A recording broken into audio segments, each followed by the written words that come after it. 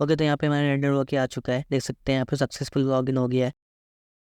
Hello guys, welcome back to my YouTube channel. आज की video में हम लोग बात करने वाले हैं कि ऑथेंटिकेशन कैसे करते हैं, उस ऑथेंटिकेशन को कैसे हैंडल करते हैं। जब भी हम लोग कोई प्रोजेक्ट करते हैं, सबसे मेन पार्ट हमारा होता है जो स्टार्टिंग होता है, लॉगिन पेज होता है। तो लॉगिन पेज को हम लोग उसको हैंडल करते हैं फ्रंट एंड और बैक एंड से। फ्रंट एंड में हम लोग कोई सा भी यूज कर सकते हैं, जो मैं अभी कर रहा हूँ रिएक्ट कर। और बैक एंड के लिए अब अधिकतर लोग क्या करते हैं, मोंगोडीबी और नोड.जेएस यूज करते हैं। मोंगोडीबी बेसिकली डेटाबेस के लिए और नोड.जेएस बैक एंड के लिए। अब जब हम लोग नोड.जेएस मोंगोडीबी को यूज करते हैं तो उसमें हमें बहुत सारी सिक्योरिटी को ध्यान रखना पड़ता है, उसकी सेशन हैंडलिंग को ध्यान रखना पड़ता है, उसको टोकन जनरेट करना पड़ता है क्योंकि वो टोकन को मैच करता है, तभी उसके बाद वो उसको लॉगिन करता है। तो हम इसमें इस वीडियो में हम लोग क्या यूज करने वाले हैं, फायरबेस। इसमें बैकएंड का कोई रोल यूज नहीं करेंगे, ना नोड.जेएस ना मोंगोडीबी। हम लोग सिर्फ फायरबेस की मदद से ऑथेंटिकेशन का यूज करेंगे। फायरबेस क्या होता है? फायरबेस आप गूगल पे जाएंगे, सर्च कर फायरबेस पे जाएंगे तो गूगल का यहाँ पे देख सकते हैं डाउन पे google.com। यानी कि ये जो है फायरबेस, इसको किसने बनाया है? गूगल ने बनाया है। अब यहाँ पे जब लॉगिन कर लेंगे तो आपको यहाँ पे गेट स्टार्टेड का आएगा। तो मैंने पहले ही लॉगिन कर रखा है, तो आप लॉगिन जिससे भी करना चाहें लॉगिन कर सकते हैं। तो इसको गूगल ने बनाया है। यहाँ पे क्लाउड बेस होता है ये, और इसकी एपीआई आप यूज कर सकते हैं। जैसे गेट स्टार्टेड पे आएंगे तो यहाँ पे देख सकते हैं मैंने पहले ही बना रखा है, तो आप यहाँ पे बना सकते हैं। न्यू प्रोजेक्ट पे जाके यहाँ पे जो भी आपका प्रोजेक्ट नाम होगा तो दे सकते हैं, जिससे मैं सिर्फ ऑथेंटिकेशन दे सकता हूँ। मैंने यहाँ पे ऑथेंटिकेशन अपना नाम रख दिया है, इसको यहाँ पे कंटिन्यू कर देंगे। उसके बाद इसमें कोई चेंजेस नहीं करेंगे, इसको कंटिन्यू कर देंगे। अब अकाउंट सेलेक्ट करने की बात कर रहे हैं, तो आप कोई करना चाहते हैं कर ले, या डिफॉल्ट अकाउंट कर दे फायरबेस का ही, और यहाँ से क्रिएट प्रोजेक्ट कर देंगे।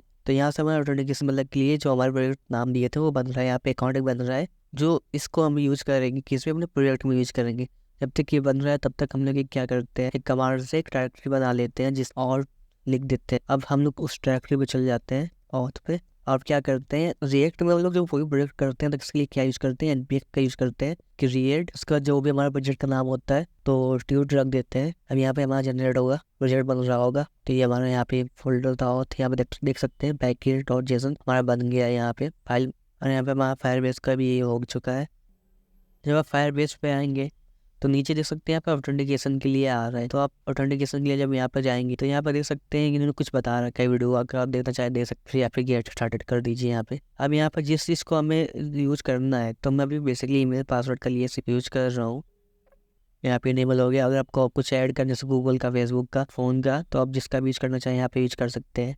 जैसे हम लॉग इन करते हैं, और इसका टेम्पलेट यहाँ पे अगर आप चेंज करना चाहें टेम्पलेट चेंज कर सकते हैं।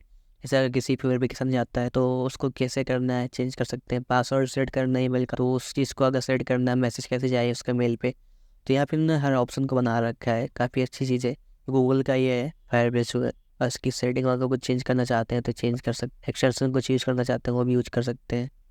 और आपको सबसे पहले क्या करना पड़ेगा, यहाँ पे आप वेब बेस बना सक रहे हैं एप्पल में या एंड्रॉयड में, जिस बेस भी बना रहे हैं तो उस पर जाएंगे। तो जैसे मैं अभी वेब पे कर रहा हूँ तो इस पे वेब पे यहाँ पे क्लिक कर देंगे।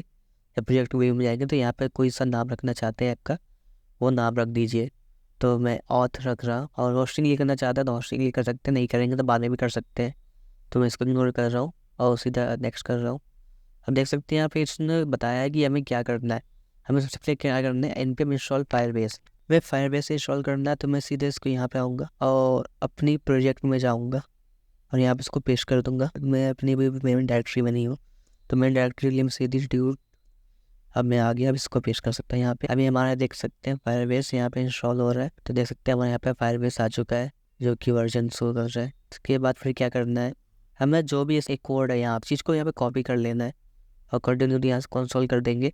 अब इस कोड को हम लोग क्या कर देंगे, यहाँ पे फायरबेस एक बना लेंगे src फाइल में, यहाँ पे एक बना लेंगे फायरबेस के नाम से फाइल कि अब यहाँ पे हमारा बन चुका है। अब उस कोड को यहाँ पे पेस्ट कर देंगे। अब हमें एक चीज़ यहाँ पे, अगर इसकी डॉक्स फाइल में आप जाएंगे, कि डॉक्स फाइल भी होती है, तो डॉक्स फाइल में हम लोग बिल्ड में जाएंगे, व्यू डॉक्यूमेंटेशन, और यहाँ पे देख सकते हैं ऑथेंटिकेशन का है तो वेब में जाएंगे।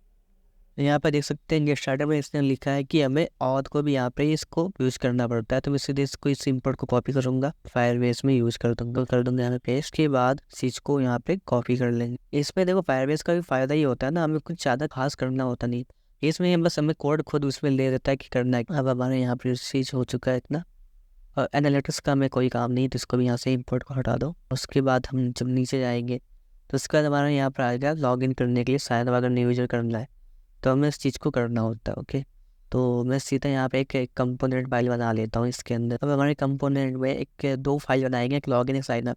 अब हमें इसके शॉर्टकट होता है, रिएक्ट में RFC लिखते हैं तो हमारे कुछ ऐसा कोड के पहले ही लिख देता है। वीडियो काफ़ी लंबा ना हो इसलिए मैं थोड़ा भी आपको कुछ कट करके दिखाऊंगा। मैं इसमें पहले कुछ कोड कर देता हूँ, उसका तक को समझाता हूँ। अब देखो इसमें हमने क्या किया है, हुक्स का यूज़ किया है। ये जो यूज स्टेट होता है ये हुक्स का फंक्शन होता है। इसमें क्या है कि मैंने एक नेम, ईमेल और पासवर्ड, 3 चीज़ हमने एक वेरिएबल बना लिया। अब इस चीज़ को अपडेट करने के लिए हमने एक सेट नेम, ये सेट ईमेल, सेट पासवर्ड, ये हुक की मदद से क्या होता है कि फास्ट होता है, काफ़ी हमारा फंक्शन बनाता रहेगा और इसको अपडेट करता रहेगा। जब भी हमें नेम, ईमेल और पासवर्ड जब भी हम कोई लॉगिन करेगा उसको अपडेट करता रहेगा। यूज स्टार्टिंग हमने इसको नल रखा है। तो यहाँ पे हमारा सब कुछ हो गया है। अब मैं आपको बस एक इंट्रो बताने वाला हूँ कि इसमें मतलब क्या हो रहा है, उसके आगे का मैं आपको दिखाने वाला हूँ। देखो अभी तक मैंने देखो क्या किया, तो मैंने CSS का यहाँ फाइल बना लिया है। अभी नेविगेट है, ये मुझे इसमें एक चीज़ और इंस्टॉल करना था, मैं भूल गया, रिएक्ट राउटर डाउन, जो कि बेसिकली हम राउटर के लिए, राउटिंग के लिए काम करते हैं इसमें। तो मैंने इसमें क्या किया है, तो जो कि हमने रिएक्ट में हमारा क्या होता है, JSX का यूज होता है। तो इसमें मैंने क्लास नेम बना दिया फॉर्म के नाम से और इसमें एक सबमिट बना दिया। इसमें एक फंक्शन को कॉल कर दिया सबमिट, जो कि भी मैंने हैंडल नहीं किया उस चीज़ को, तो मैं उसको भी कर दूंगा। और यहाँ पे उसके बाद मैंने क्या किया है, क्रिएट अकाउंट किया है जिसमें हमने इनपुट लिया है। इसमें 3 इनपुट है, नेम, ईमेल और पासवर्ड। तो देख सकते हैं यहाँ पे वैल्यू जो मैंने नेम कर्ली ब्रैकेट में लिखा है, ये नेम बेसिकली किसको कॉल करेगा, ये नेम जो मैंने यहाँ पे बनाया है वो यहाँ से लेगा और उसको फिर चेंज करेगा एक फंक्शन, जो फंक्शन यहाँ पे हमने बनाया था सेट नेम हुक का मदद से। तो इसकी वैल्यू जो भी होगा उसको यहाँ पे अपडेट करता रहेगा। ऐसे ही मैंने ईमेल को भी लिया, यहाँ पे वैल्यू लिया है और उसको ईमेल बना दिया, यहाँ पे अपडेट कर दिया है। पासवर्ड को भी यहाँ पे अपडेट कर दिया। इसको मैंने इसको बटन बना दिया सबमिट। और ये जो लिंक है लॉगिन का, यानी कि अगर वो अकाउंट है पहले से तो लॉगिन पे चला जाए, भी इसे लॉगिन में जाएगा तो ये क्या करेगा, इसमें आ जाएगा। इसमें भी सेम साइनअप की तरह है, यहाँ पे ईमेल और पासवर्ड हो गया। और ये अभी राउटर पर डॉम जो दे सकते हैं, यहाँ पे लिंक का मैंने इंपोर्ट किया। ये नेविगेट क्या है, नेविगेट अभी बाद में बताता हूँ। बाकी ये स्टेट क्या है, हुक का ये। और इस यहाँ पे भी सेम वही है, ईमेल पासवर्ड, यहाँ पे मुझे सिम ईमेल और पासवर्ड से लॉगिन कर देगा। साइन अप के लिए मैंने 3 चीज़ लिया था, बाकी सब कुछ वही है। तो उसके लिए अब देखो सबमिट को हैंडल करने के लिए हम क्या करेंगे, फायरबेस के डॉक्स पे जाएंगे। देख सकते हैं यहाँ पे इसने बना रखा है कि ऑथ और ये, तो हम क्या करेंगे, पहली लाइन को कॉपी करेंगे और इसको लॉगिन नहीं, हम क्या करेंगे, अकाउंट बना रहे हैं ना, हाँ, साइन अप पे आ जाएंगे। तो साइन अप पे आएंगे और उसके यहाँ पे क्या कर देंगे, उस जो इम्पोर्ट का है उसको पेस्ट कर देंगे। एक गेट ऑथ का मुझे कोई का ज़रूरत नहीं है अभी, इसको हटा देंगे। और उसके बाद जो ये ऑथ वाला था ना, हमने फायरबेस पे बनाया था, यहाँ पे ये फायरबेस है, यहाँ पे ऑथ, इसको क्या कर लेंगे, यहाँ से इंपोर्ट कर देंगे हमारे साइन अप। तो इसको इंपोर्ट कर देते हैं, हमारे यहाँ पे इंपोर्ट कर दिया। अब क्या करते हैं, यहाँ पे सबमिट का फंक्शन बना देंगे और उसके बाद यहाँ पे आएंगे तो देख सकते हैं यहाँ पे ये हमारा जो कॉपी कर लेंगे सीधे, इसको सबमिट के अंदर दे देंगे।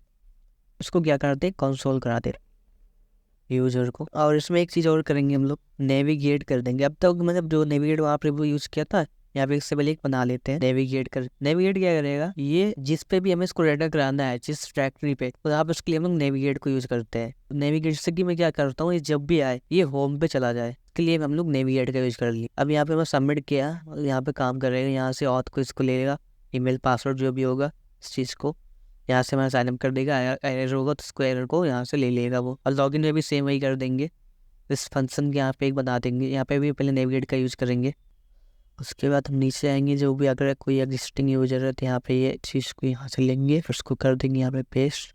यहाँ पे भी नेविगेट कर देंगे इसको होम पे और इसको भी कंसोल करा लेते हैं यूजर को। डिबगिंग के लिए हम लोग कंसोल यूज करते हैं। और उसके बाद इस इंपोर्ट को यूज कर लेते हैं। और एक गेट ऑथ का हमें काम नहीं है, उसके लिए ऑथ को यूज करेंगे जो हमने साइन अप में किया सीधा वहीं। अब इसको रन करा के देखते हैं, एंड पे हम स्टार्ट करके क्या होता है। ओके, यहाँ पे कुछ एरर आ रहे हैं, इसको भी सही कर। तो मैंने यहाँ पे एरर का भी सही कर दिया। अब जो सबसे पहले यहाँ पे एरर था, यहाँ पे हमने सबमिट में क्या किया कि मैंने यहाँ पे एक ई और पे फंसा जो उसको प्रिवेंट डिफॉल्ट करना होता है, तो मैंने वो किया नहीं था। तो मैं इसको क्या करता हूँ, प्रिवेंट डिफ़ॉल्ट कर देता हूँ। और हमें यहाँ पे क्या है कि जैसे सकते यहाँ पे एरर था, मैं यहाँ पे एक एरर को भी यहाँ पे इनको वो करना पड़ेगा स्लाइड। एक होगा एरर, उसके साथ होगा सेट एरर, उसको कर देंगे यूज स्टेट। हमें इसकी ज़रूरत नहीं है और इसको फिर यहाँ पे सेट एरर को मैसेज में भेज देंगे ना। हो गया। अब हमारा एक एरर यहाँ पे आ रहा है कि जो हमारा ऑथ है वो इम्पोर्टेड हुआ है, वो फायरबेस पे इसको मिल नहीं रहा है। तो फायरबेस पे क्या है यहाँ पे, ओके, यहाँ पे मैंने इसको एक्सपोर्ट नहीं किया है, हमें एक्सपोर्ट करना होता है अगर कोई चीज़ यूज करना पड़ता है। यदि ये सही हो जाए, हाँ ओके, अभी ये सही हो गया। अब देख सकते हैं हमारा लॉगिन काम कर रहा है कि नहीं कर रहा है। ओके, तो यहाँ पे हमारा लॉगिन आ गया। ओके, बहुत सही है। देखते हैं हमारा काम करता है नहीं करता ये। तो उसके लिए हमें क्या करना पड़ेगा, एक अकाउंट बनाना पड़ेगा। ये लिंक काम नहीं कर रहा है, क्या हो गया इसको। रेट में ये कहीं पे बग आ गया। ये साइन अप है, लिंक टू लॉगिन। ओके ठीक है, लगता है मैंने लॉगिन में भी लॉगिन कर दिया है। जी यस, यही कर दिया मैंने। app.js में मैंने क्या है, साइन अप है। ओके हाँ साइन अप है, तो यहाँ पे भी हम इस चीज़ को लिंक कर देंगे साइन अप। हम देख सकते हैं काम कर रहा है कि नहीं। ओके हाँ अभी ये कर रहा है। अब हम लोग क्या करते हैं, साइन अप कर देंगे। पहले अपना नाम लिख देंगे यहाँ पे और कोई सा भी एक ईमेल लिख देते हैं। मैं इसको यहाँ इंस्पेक्ट भी कर देता हूँ क्योंकि मैंने कंसोल कराया था। देखते हैं कंसोल पे काम करता है कि नहीं है। और पासवर्ड लिख देते हैं कोई सा भी। हम इसको सबमिट करते हैं। हो गया, तो यहाँ पे हमारा ये काम कर रहा है, देख सकते हैं। यहाँ पे कंसोल पे हमारा पासवर्ड आ गया है यहाँ पे जो हमने लिखा है, मतलब कि हमारा ये काम कर रहा है काफ़ी अच्छे से। अब अगर हम लोग फायरबेस पे जाते हैं तो इसकी यहाँ पे हम लोग जाते हैं ऑथेंटिकेशन में। अब यहाँ पे देख सकते हैं हमारा यूजर भी आ चुका है। देख सकते हैं अभी जो भी हमारा फायरबेस पे है ऑथेंटिकेशन पे ये हमारा ईमेल था। ये यहाँ पे कुछ आईडी जनरेट किया, ये सब मतलब कि हम लोग जो रजिस्टर कर रहे हैं यहाँ पे ये मैं काम कर रहा है काफ़ी अच्छे से। अब हमारा नेविगेट वाला देखते हैं, नेविगेट में क्या दिक्कत आ रहा है। नेविगेट नहीं कर रहा है ये। ओके, तो ये नेविगेट इसलिए नहीं कर रहा क्योंकि मैंने गलती कर दिया था। वो गलती किया था, देख सकते हैं। अगर यहाँ पे मैंने फंक्शन बनाया है यहाँ पे लॉगिन, ऑन लॉगिन और सबमिट। आई थिंक जब तक लॉगिन नहीं होगा तब तक हो जाएगा नहीं। तो ऑन लॉगिन ये फंक्शन जो था हमने यहाँ पे बनाया था, इसको हमने यहाँ पे कॉल नहीं किया था, तो मुझे इसको कॉल करना पड़ेगा यहाँ पे नेविगेट से पहले। मैंने यहाँ पे ऑन लॉगिन को कॉल कर दिया। अब इसको रन लॉगिन करके देखते हैं क्या हमारा रेंडर होता है ये।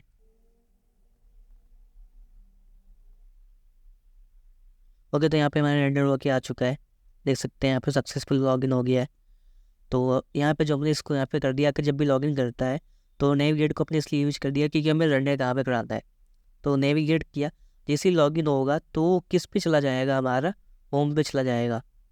जैसे कि app.js में जाएंगे तो देख सकते हैं मैंने पाथ दिया था ये होम के लिए, लॉगिन साइन अप के लिए। और इसको रिफ्रेश करेंगे ना तो यहाँ पे डायरेक्ट टर्सल को भी मैंने क्लिक किया कि फिर से लॉगिन आ जाएगा।